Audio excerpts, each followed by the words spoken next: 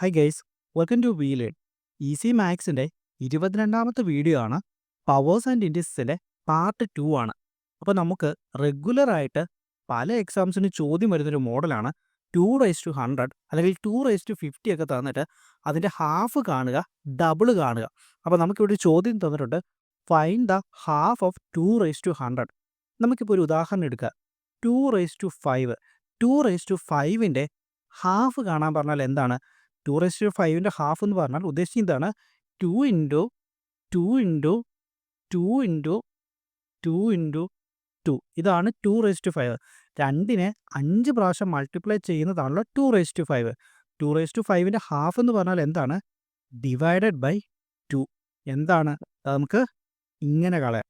അതിനർത്ഥം എന്താണ്? പിന്നെ ബാക്കി നമുക്ക് എത്രയുണ്ട്? 1, 2, 3, 4. അതായത് 2 റേസ് ടു 4 ആണ് 2 റേസ് ടു 5ൻ്റെ ഹാഫ് എന്ന് പറയുന്നത്.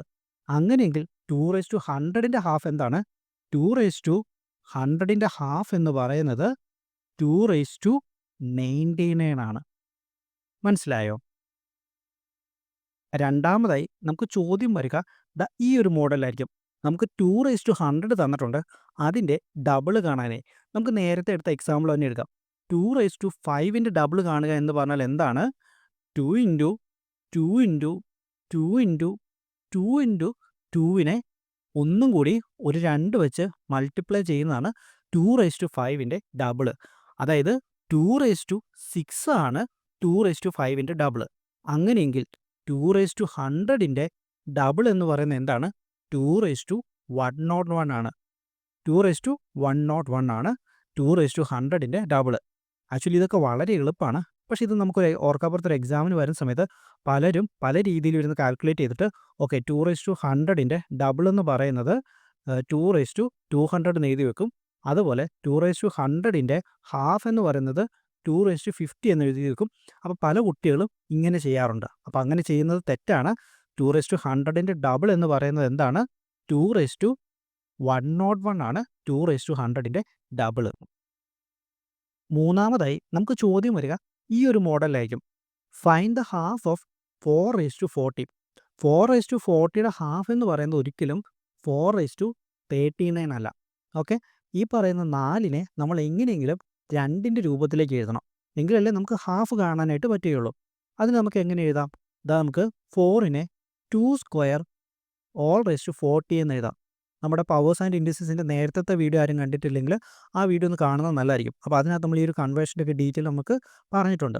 ഓക്കെ, നമുക്ക് ഓൾറെഡി പവേഴ്സ് ആൻഡ് ഇൻഡസ്ട്രീസിൽ A raise to M whole raise to N എന്ന് പറയുന്നത് എന്താണ്? A raise to M N ആണ്. അങ്ങനെയെങ്കിൽ നമുക്കിവിടെ ഉണ്ട് 2 raise to 2 whole raise to 40 എന്ന് പറയുന്നത് എന്താണ്? 2 റേസ് ടു 80 ആണ്. അങ്ങനെയെങ്കിൽ 2 റേസ് ടു 80യുടെ ഹാഫ് എത്രയാണ്? നമ്മൾ നേരത്തെ പറഞ്ഞതുപോലെ തന്നെ 2 റേസ് ടു 79 ആണ്. അടുത്ത ചോദ്യം ഇതാണ്, find the double of 8 raise to 10.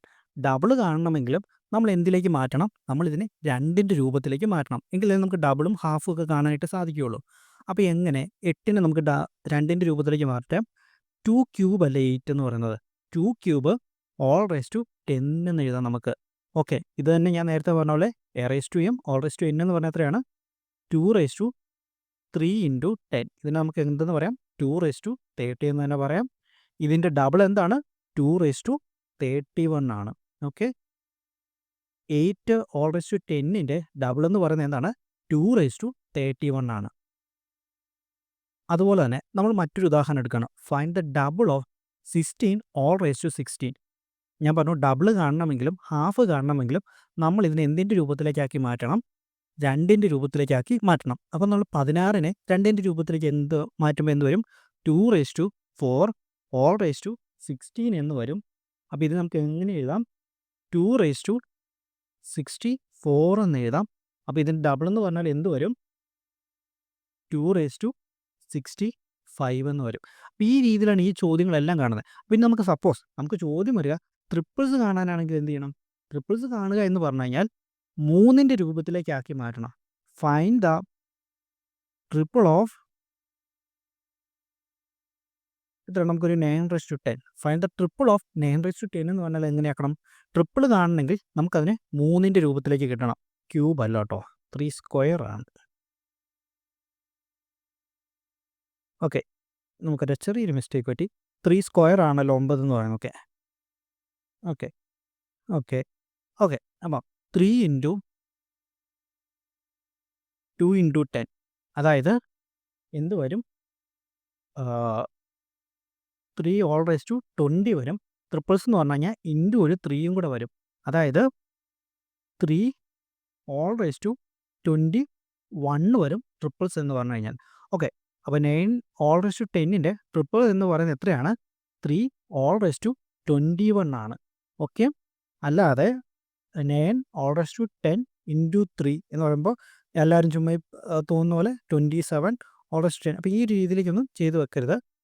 ഇതാണ് 9 ഓൾ റൈസ് ടു 10ൻ്റെ ട്രിപ്പിൾ എന്ന് പറയുന്നത്. 3 ഓൾ റൈസ് ടു 21 ആണ് അതിൻ്റെ ട്രിപ്പിൾ എന്ന് പറയുന്നത്. ഓക്കെ. ഓക്കെ. ഫൈനലി ഞാൻ വീഡിയോ കൺക്ലൂഡ് ചെയ്യുന്നതിന് മുമ്പ് എല്ലാവരോടും ഞാൻ റിക്വസ്റ്റ് ചെയ്യണം. നമ്മുടേത് വളരെ ചെറിയൊരു ചാനലാണ്. നിങ്ങളുടെയൊക്കെ സപ്പോർട്ട് ഉണ്ടെങ്കിൽ മാത്രമേ നമുക്ക് മുന്നോട്ട് പോകാനായിട്ട് സാധിക്കുകയുള്ളൂ. അതുപോലെ തന്നെ വീഡിയോയിൽ എന്തെങ്കിലുമൊക്കെ പോരായ്മകളുണ്ടെങ്കിൽ നിങ്ങളത് ഡെഫിനറ്റ്ലി എൻ്റെ അടുത്ത് പറയുക.